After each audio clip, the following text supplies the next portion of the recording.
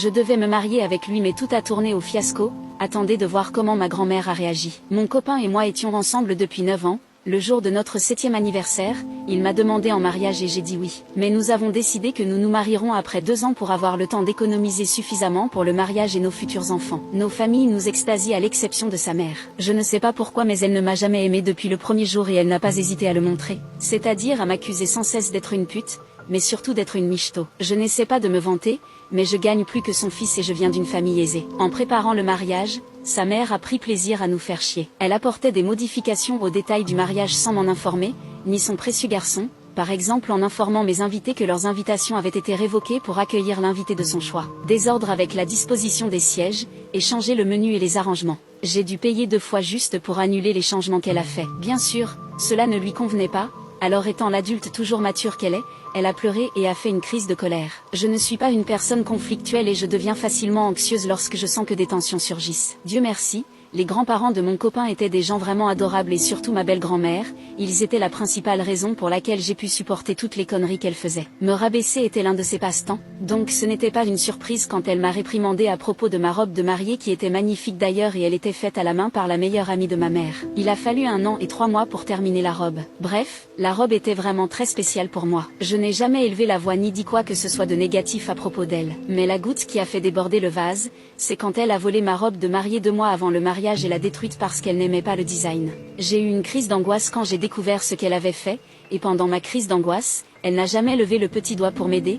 Elle était trop occupée à dire que je faisais ça pour chercher de l'attention et que j'étais juste trop dramatique. Il était trop tard pour réparer la robe alors j'ai fini par acheter une nouvelle robe de mariée. À ce moment-là, nous étions bien au-dessus de notre budget pour le mariage à cause de ce monstre. Le jour du mariage arrive, et voilà que mon fringant fiancé était introuvable. Personne ne savait où il était et personne ne pouvait le joindre. J'étais dévastée et en pleurs. Et bien sûr, ma belle-mère a pensé que c'était une occasion parfaite de m'attaquer verbalement et de se moquer de moi. Je me suis présentée au travail le lendemain, essayant désespérément de me distraire de tout ce fiasco. Étage 3 jours après, j'ai découvert qu'il me trompait depuis 1 an avec une amie commune. Le pire, c'est que nous travaillons tous au même endroit. Comme je l'ai dit, je ne suis pas une personne conflictuelle, alors j'ai fait de mon mieux pour les éviter et éviter le drame, mais le problème est que sa nouvelle copine se montrait très provocante avec moi, en disant à quel point il la traite comme une princesse, surmontée d'une démonstration publique nauséabonde d'affection, et répandait des rumeurs et parlait à mon sujet juste pour m'énerver, mais cela n'a pas fonctionné. Je suis très proche de ma grand-mère,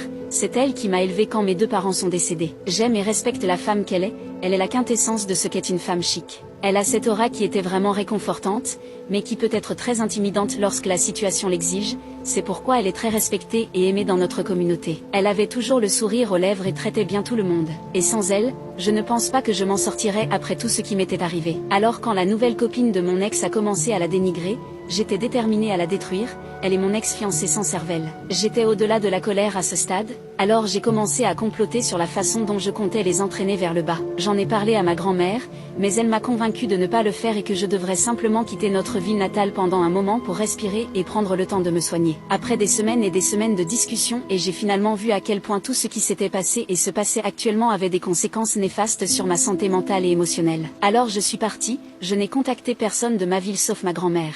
2 ans se sont écoulés et j'ai reçu une invitation pour notre réunion de lycée. À ce moment-là, mes amis et ma famille me manquaient vraiment, alors j'ai décidé qu'il était grand temps de revenir et de renouer avec mes anciens amis et ma famille. Tout le monde était surpris de me voir, mais tout le monde était vraiment chaleureux et accueillant, j'avais l'impression d'être de retour à la maison. Tout se passait bien. J'étais en train de faire la queue pour avoir un nouveau verre quand j'ai entendu 2 filles bavarder sur le fait que mon ancienne collègue, la soi-disant femme de mon ex, était enceinte et que le père de l'enfant était marié. J'étais curieuse comme pas possible, mais j'ai décidé de ne pas m'en mêler car je ne veux plus être au courant de tout ce qui se passait à leur sujet. Le lendemain, j'ai rencontré mon cousin préféré, et ma curiosité a eu raison de moi, alors je lui ai demandé ce qui s'était passé quand je suis partie. Et je n'étais pas prête pour ce qui va suivre. Ma grand-mère était toujours joyeuse, elle saluait toujours tout le monde et engageait de petites discussions avec n'importe qui. Mais apparemment, quand je suis partie, elle a commencé à agir différemment. L'heureuse grand-mère était partie, elle avait toujours un sourire sombre, même sa façon de parler a changé. Elle a raconté à quel point elle se sentait mal pour moi,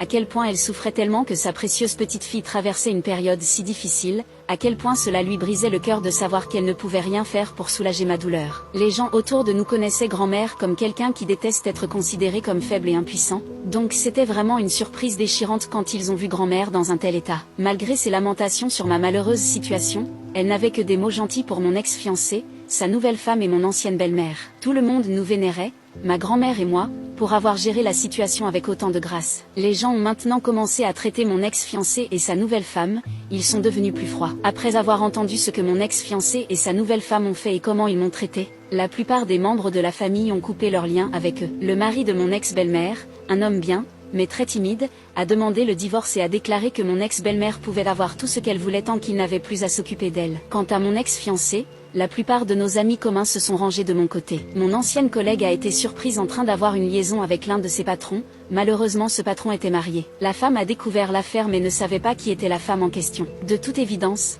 des papiers de divorce ont été déposés et les deux parties ont convenu qu'il s'agissait d'un divorce sans faute. Jusqu'à ce que la femme reçoive des preuves incriminantes de mon ex-collègue et du patron qui ont été envoyées anonymement. En fait, grand-mère a engagé un détective privé pour rassembler suffisamment de preuves pour incriminer mon ex-collègue et le patron. Une chose que les gens ne savaient pas à propos de ma grand-mère est qu'elle sait trop bien jouer cette carte de la gentille dame.